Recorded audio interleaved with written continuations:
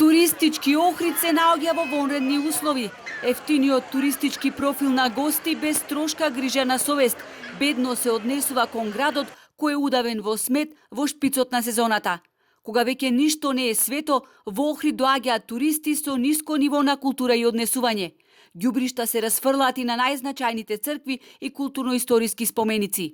Наутро гледката е очајна, велат од јавното комунално предпријатие. Во Охрид, кој статистички има 55.000 жители, во моментов има над 100.000 гости.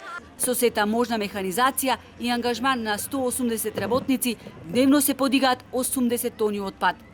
24 часа сме на терен, но ужасна е сликата наутро, поготово централно градско подрачје, бидејќи кога ќе дојдеме на работа не знаеме дали е ден, ноќ или бидејќи имаме голема раздвиженост, со причина да кажем дека преку 1000 луѓе се во централното градско подрачје, со што не е и отежнато и подигањето, бидејќи тоа е млада популација, се раздвижени,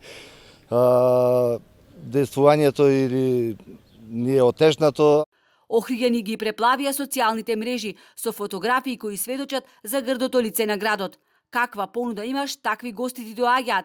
Тоа е реалноста за охридскиот туризам, коментираат нашите сограѓани. На овој начин пред светот не можеме да се сокриеме какви сме. Со смет не е преплавен само градот, туку и Охридското езеро.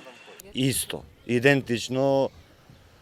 Катастрофа, не знам како да речам, ние нон-стоп чистиме, ама ние сме затрупани со пластика, од пушоци, обувки, текстил. Што све вадиш од езерско водно? Се и се што, од пластични канти, имавме извадено када.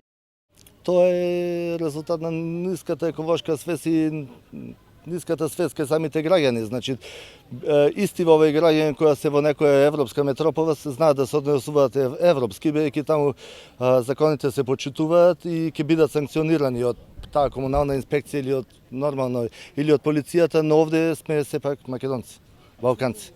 Јавното комунално предпријатие не може да изрекува казни. Комуналните редари и инспектори не може да се справат со оваа хаотична состојба која се повторува секоја година. Единствен спас е да се формира комунална полиција, како што тоа го направи Србија, велат од јавното комунално предпријатие.